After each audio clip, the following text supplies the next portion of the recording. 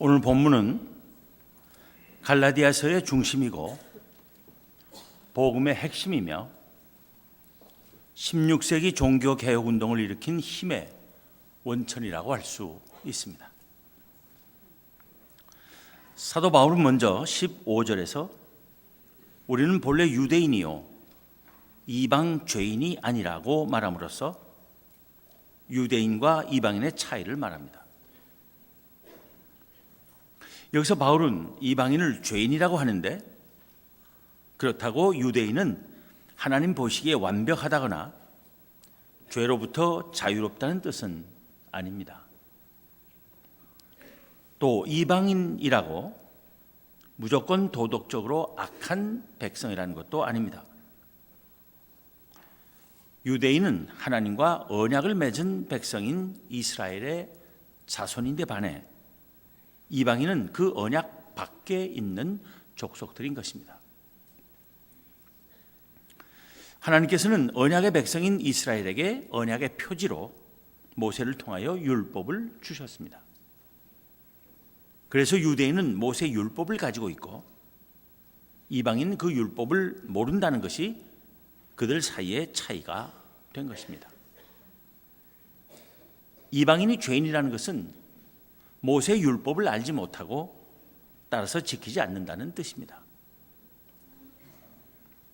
이렇게 모세 율법을 중수하느냐 아니냐 하는 것이 유대인을 이방인들로부터 구별하는 기준은 될 수 있으나 사람이 하나님 앞에서 의인으로 구별되는 것은 율법을 잘 지키는 행위로 인한 것이 아님을 사도 바울은 역설합니다.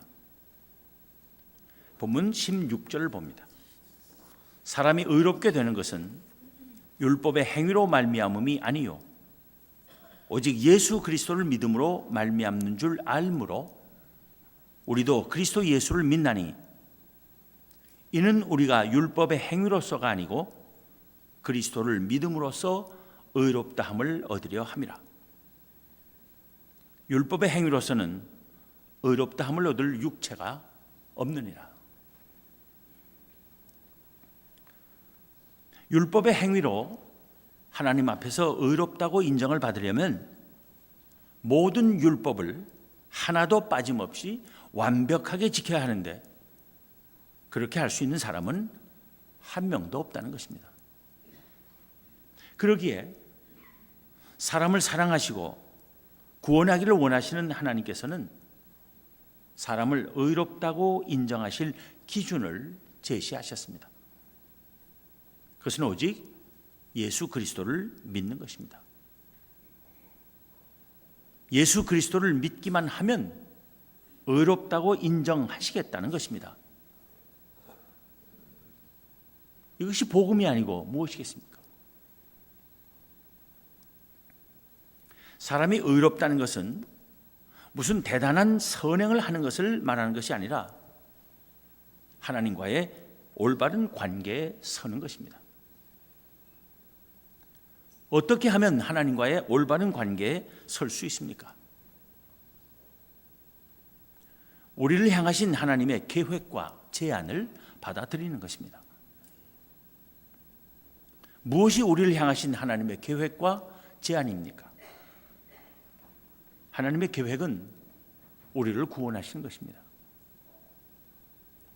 우리를 구원하시기 위하여 하나님께서 제안하신 것은 하나님의 아들이 우리와 같은 사람인 예수 그리스도로 이 세상에 오셔서 우리 대신 죽음을 당하심으로써 우리의 모든 죄를 용서하시고 우리는 그 예수 그리스도께서 하나님의 아들이심과 우리의 유일한 구원자이심을 믿는 것만으로 우리를 구원하시겠다는 것입니다.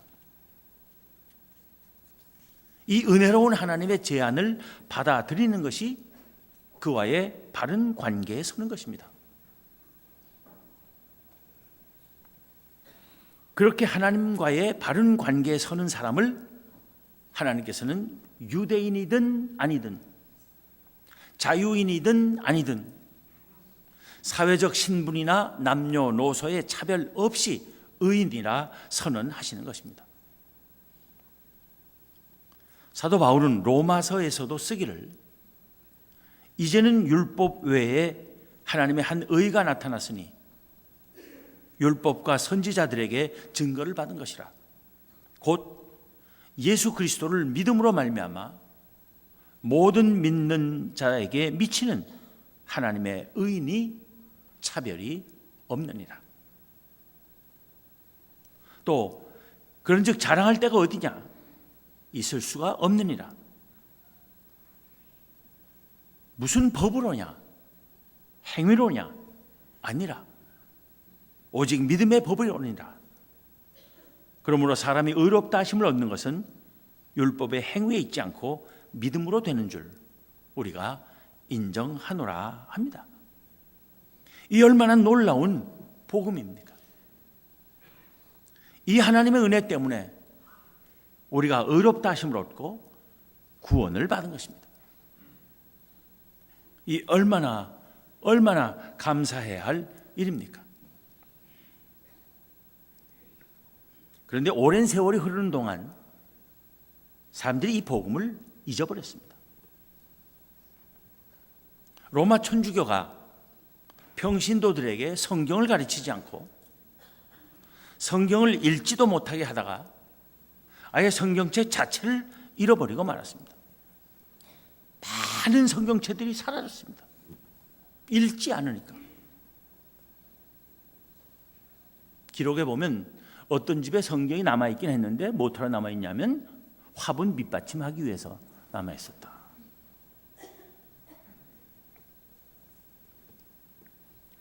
그러니 복음이 무엇인지를 제대로 알 수가 없게 된 것입니다. 그래서 종교개혁자들은 열심히 성경 원어인 히브리어와 헬라어를 연구하고 성경을 원어에서 각자의 나라 말로 번역하여 모든 사람이 성경을 읽을 수 있도록 했던 것입니다. 마침 그때 구텐베르그라 하는 사람이 인쇄술을 발명하여 종교개혁자들이 번역한 각 나라말 성경과 그들의 저술들이 출판되어 널리 읽히게 됨으로써 종교개혁운동의 확산과 성공에 크게 기여할 수 있었습니다. 참으로 놀라운 하나님의 섭리가 아닐 수 없습니다. 성경책이 점점 사라지고 사람들이 복음을 잊어버리는 사이에 신학적 변질과 함께 윤리적 부패가 교회에서도 신자들 사이에서도 만연하게 되었습니다. 그러다가 중세 말기에 유럽 사회는 크나큰 정신적 위기를 맞게 되었습니다. 여기저기에서 끊임없이 전쟁이 빈발하고 또 오래 지속되었기 때문입니다. 기근 같은 재난도 연달아 발생했기 때문입니다. 게다가 흑사병 같은 전염병이 퍼져서 수많은 사람이 목숨을 잃게 되었기 때문입니다. 엎친 데 덮친 격으로 이슬람 터키의 군대가 침공에 들어와 비엔나 성문 앞까지 이르렀기 때문입니다. 결정적 위기는 교회의 분열로 인한 것이었습니다. 교황을 정점으로 피라미드식 권력 구조를 갖고 있던 가톨릭 교회가 교황이 둘이 되고 한때는 셋까지 되는 사태로 번졌습니다. 그러자 교회가 갈라진 이후로 죽어서 천당 간 사람은 아무도 없으며 이제 곧 주님께서 재림하시면 모두 다 죽을 수밖에 없다는 공포에 휩싸이게 되었습니다.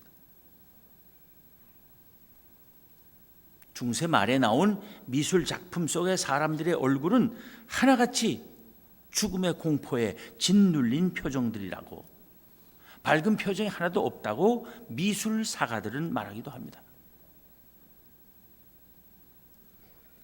이런 현상들 앞에서 사람들은 세상의 종말의 때가 되었으며 최후의 심판이 임박했다고 생각하지 않을 수 없었습니다. 그러자 심각하게 대두된 것이 구원의 문제입니다. 이제 곧 주님께서 재림하시고 최후의 심판을 하실 텐데 내가 과연 구원받을 수 있을까? 어떻게 하면 구원을 얻을 수 있을까? 어떻게 하면 내가 구원받을 수 있다는 확신을 가질 수 있을까? 하는 문제에 시달리게 되었습니다. 그러나 그 해답을 얻을 길이 없었습니다.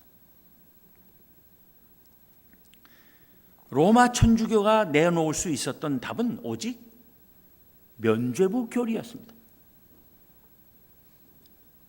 교회 헌금을 바치고 면죄부를 사면 죽은 후 연옥에 가서 지낼 기간을 탕감받을 수 있다는 교리입니다. 자기 멋대로 살고 악한 짓 하며 살다가 교회 헌금을 많이 하면 그 많이 한 만큼 연옥에 가서 고생할 기간을 많이 탕감받을 수 있다. 그것이 면죄부 교리입니다. 그런데 그 면죄부 교리 밑에 깔려 있는 것은 공덕 사상입니다. 즉 선행을 많이 해서 공덕을 쌓으면 자기의 구원을 이룰 수 있을 뿐 아니라 자기의 구원을 이루고도 남을 만큼 선행을 아주 많이 행한 성자들의 잉여분의 공덕을 교회가 비축하고 있으며 그 비축하고 있는 공덕으로 선행 대신 헌금을 많이 하는 사람들에게 그 공덕을 나누어 줄 수 있다는 주장입니다. 사도 바울이 그토록 비판한 율법의 행위로 인한 구원 사상이 그대로 되살아나는 것입니다. 성경의 가르침을 성경의 가르침을 정면으로 거스르는 이런 말도 되지 않는 교리가 어리석은 신자들에게 먹혀들었다고 하는 사실만으로도 그 시대의 구원과 구원의 확신에 대한 갈증이 얼마나 큰 것이었는지를 우리는 짐작할 수 있는 것입니다.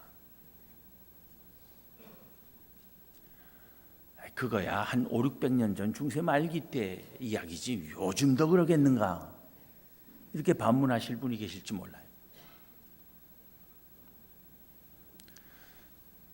제가 유학 중에 제가 20세기에 유학했습니다. 제가 유학한 나라는 압도적인 카톨릭 국가예요. 제가 주일마다 교인들로부터 초대받아서 점심 잘 대접받고 같이 산보도 다녔는데 어느 날 산보를 나갔어요. 한적한 시골 마을에 산보하다가 거기 있는 교회에 좀 들어가 보자 그래요. 거기는 교회마다 뒷마당에 교인들의 무덤이 있습니다. 공동묘지가 있어요. 거기를 일부러 저를 데리고 가서 어느 비석을 가리키면서 이리 와서 한번 보라 그래요. 뒷면에 봤더니 그 돌아가신 분의 가족들이 이 교회에 헌금 얼마를 해서 연옥에 가서 있을 기간에 얼마를 탕감받았다 라고 새겨져 있었어요. 제 눈으로 봤습니다. 1차 대전 때 죽은 사람의 비석이었어요. 그게 로마 천주교의 교리입니다. 이런 비성경적이고 비복음적인 신학을 고발하며 개혁의 횃불을 든 이가 마틴 루터입니다. 루터도 처음에는 로마 천주교의 한 수도승이었습니다. 그 또한 중세 말기의 사람으로서 그 시대에 온 유럽이 앓고 있던 그 구원의 문제로 고뇌하며 번민하고 있었습니다. 그는 누구보다도 수도와 고행을 많이 했지만 그것으로 구원의 확신과 마음의 평안을 얻을 수가 없었습니다.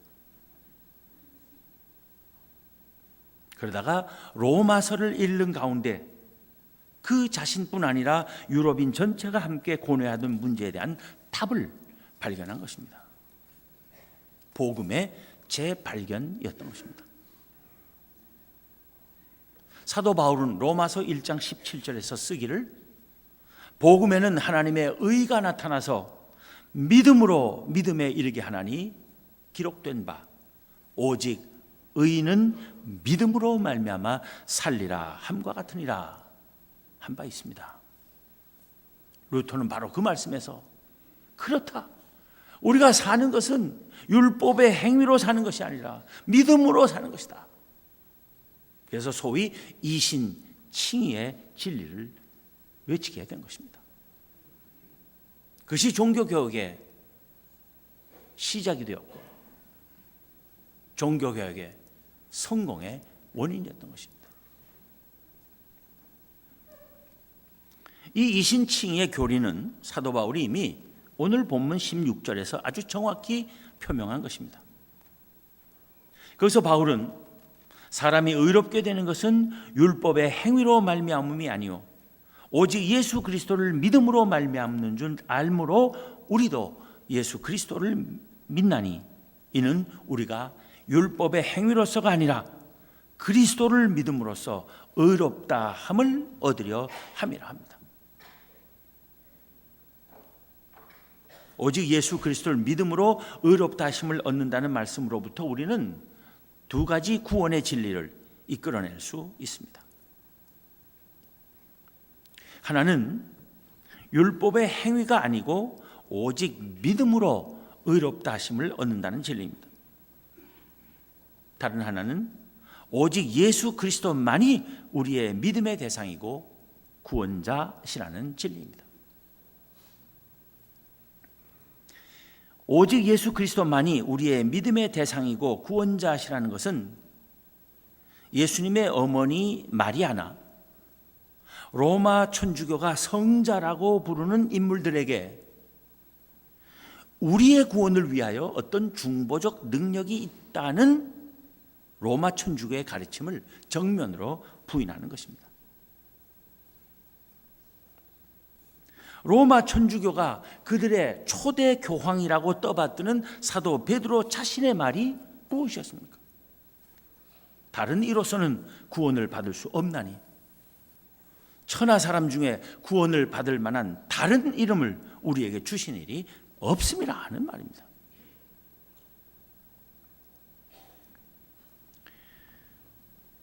마리아나 아무리 뛰어난 신앙의 위인들이라 할지라도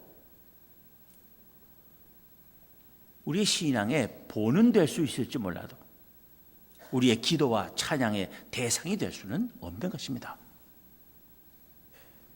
그들에게 기도하며 찬양을 드리며 우리의 삶의 문제 해결에 어떤 도움을 청하는 행위는 우상 숭배 이상도 이하도 아니며 그것을 가르치거나 실행하는 교회는 그리스도의 교회라 할 수 없는 것입니다.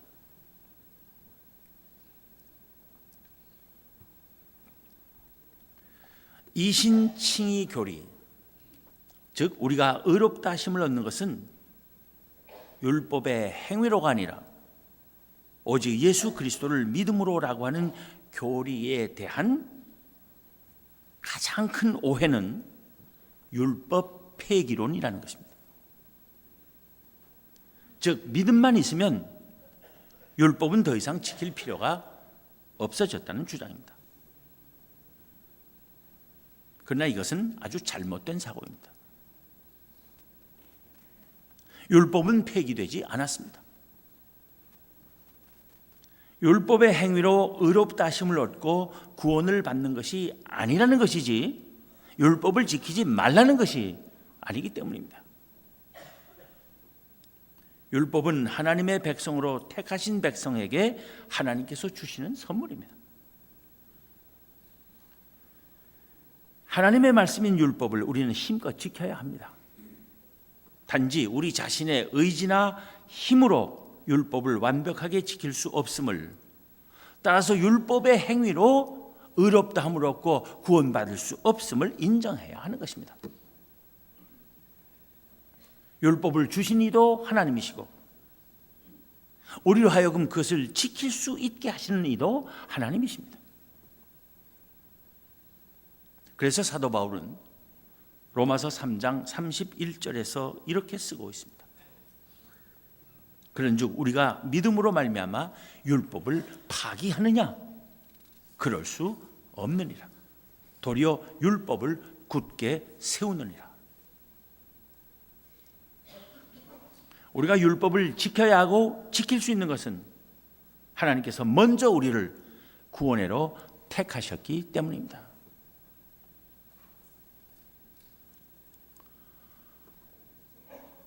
우리에게 먼저 율법을 주시고 율법을 잘 지키는지 안 지키는지 보고 그 결과를 따라서 우리를 구원해로 택하시는 것이 아닙니다.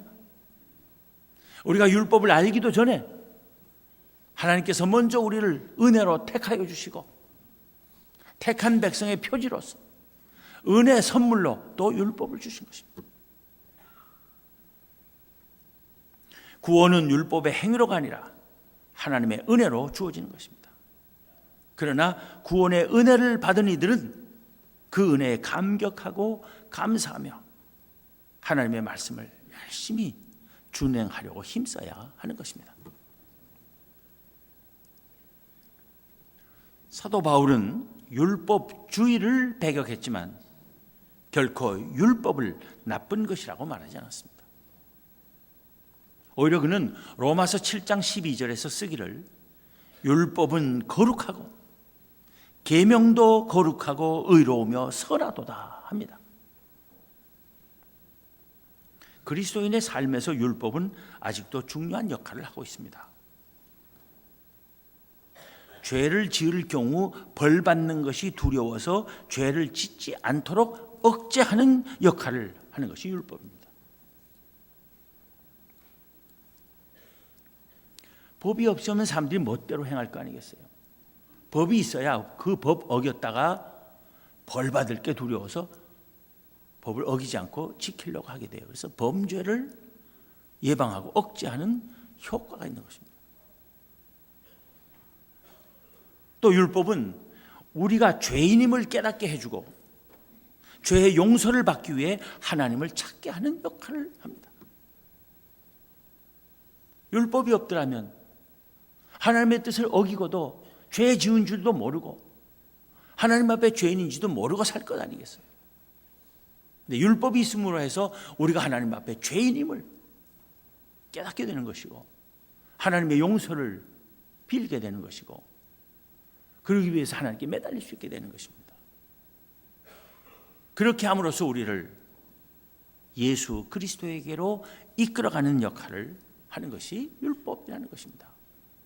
그래서 율법을 가르쳐서 몽학 선생이라고 했습니다. 그리고 우리가 하나님의 백성으로서 어떻게 살기를 하나님께서 원하시는지를 가르쳐 주는 것이 율법입니다. 우리가 하나님의 백성으로 택하심을 받았어요. 그런데 하나님의 백성이면 어떻게 살아야지? 그냥 알 수가 없어요. 그것을 알게 해주는 것이 바로 율법인 것입니다. 따라서 하나님께서 선물로 주신 이 귀한 말씀을 우리는 열심히 배우고 익히며 실천하기를 힘써야 합니다.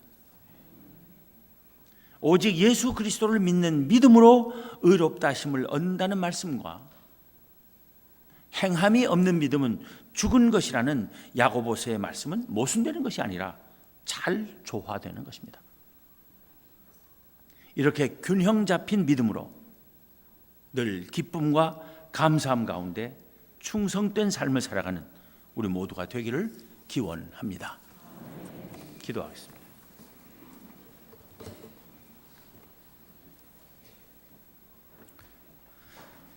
하나님 감사합니다. 하나님을 알지 못하고 하나님의 뜻도 모르고 저희 마음대로 살다가 죄 가운데 멸망할 수밖에 없었던 저희를 하나님의 백성으로 택하여 주시고 하나님의 백성으로 어떻게 살아야 할지를 말씀을 통하여 가르쳐 주시고 그 말씀대로 살 수 있는 힘과 지혜를 또한 성령을 통해 저에게 주시며 오늘 이 시간까지 살아올 수 있게 하여 주신 것 감사합니다. 하나님, 저희가 의롭다함을 얻고 구원받은 것이 저희들 스스로의 의지와 노력의 산물이라고 착각하지 않게 하시고 오로지 하나님의 은혜임을 날마다 고백하며 감격하며 감사하며 그 하나님의 은혜에 응답하여 하나님께서 기뻐하시는 믿음의 삶을 살고 하나님의 말씀에 순종하는 주의 백성 되게 하여 주시옵소서. 우리 주님 예수 그리스도의 이름으로 기도하옵나이다. 아멘.